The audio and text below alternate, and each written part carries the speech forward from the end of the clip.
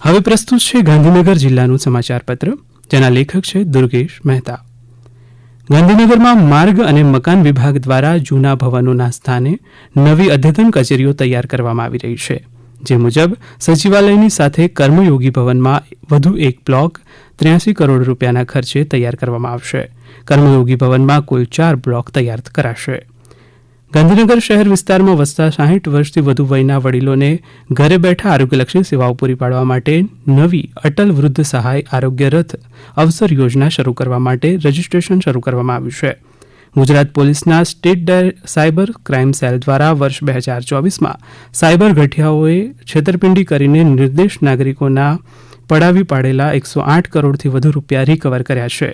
ઉપરાંત એક વર્ષમાં 285.12 કરોડ રૂપિયા ફ્રીઝ કરી તેને રિકવર કરવાની કાર્યવાહી કરવામાં આવી છે.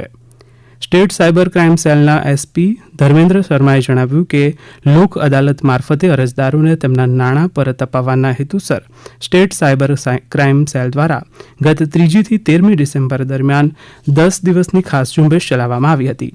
આ ઝુંબેશમાં રાજ્યભરની 40,925 અરજીઓ લોક અદાલતમાં સબમિટ કરવામાં આવી હતી, જેના ટૂંક સમયમાં કોર્ટ ઓર્ડર થશે એટલે સાયબર ફ્રોડમાં ગયેલા વધુ 75 કરોડ રૂપિયા નાગરિકોને પરત મળશે.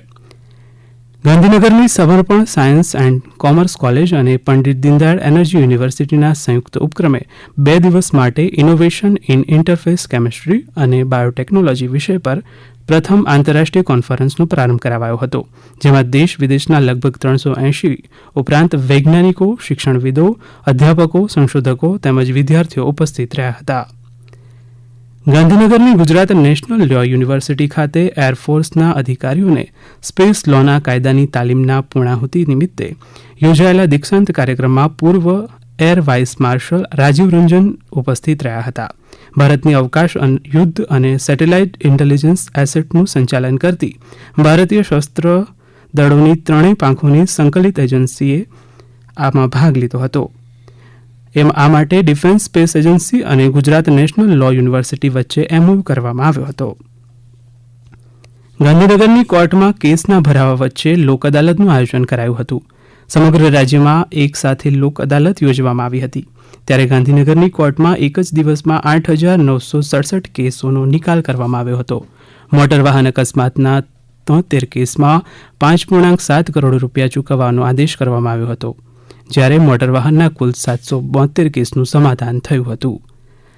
એસટી નિગમ દ્વારા વિદ્યાર્થીઓને પાસ કઢાવવા માટે લાઇનમાં ઊભા રહેવું નહીં પડે તે માટે ડિજિટલાઇઝેશન અંતર્ગત ઈ પાસ કાઢવાની સુવિધા ઉપલબ્ધ કરાવવામાં આવી છે, જેમાં ગત 18મી નવેમ્બરથી શરૂ કરેલી યોજના અંતર્ગત નગરના ડેપોમાંથી 100 વિદ્યાર્થીઓએ ઈ પાસ કઢાવ્યો છે, જ્યારે બાકીના 301 વિદ્યાર્થીઓએ કાઉન્ટર પર જઈને પાસ કઢાવ્યા છે. મેડિકલ કોલેજના 3જા વર્ષના વિદ્યાર્થીઓએ ફેમિલી એડોપ્શન પ્રોગ્રામ અંતર્ગત ગોલથરાના 847 પરિવારોના 4,166 વ્યક્તિઓને દત્તક લીધા હતા. દત્તક લીધેલા પરિવારજનોના આરોગ્યની ચકાસણી કરવામાં આવી હતી, જેમાં 510 વ્યક્તિઓમાં બીપી, 350 વ્યક્તિઓમાં સુગરની બીમારી જોવા મળી હતી. ગાંધીનગર જિલ્લાના પ્રજાજનોની સુખાકારી અને તેમના પ્રશ્નોના ઝડપી નિવારણ માટે ગાંધીનગર જિલ્લા વિકાસ અધિકારી બીજે પટેલની અધ્યક્ષતામાં કલેક્ટર કચેરીના સભાખંડ ખાતે જિલ્લા કક્ષાનો સ્વાગત કાર્યક્રમ યોજાયો હતો, જેમાં રજૂ કરવામાં આવેલ 41 પ્રશ્નોમાંથી 38 પ્રશ્નોનો હકારાત્મક નિકાલ કરવામાં આવ્યો હતો. આપ સાંભળી રહ્યા છો ગાંધીનગર જિલ્લાનો સમાચાર પત્ર, જેના લેખક છે દુર્ગેશ મહેતા. પ્રસારણ આકાશવાણીના અમદાવાદ વડોદરા કેન્દ્ર પરથી કરવામાં આવ્યું.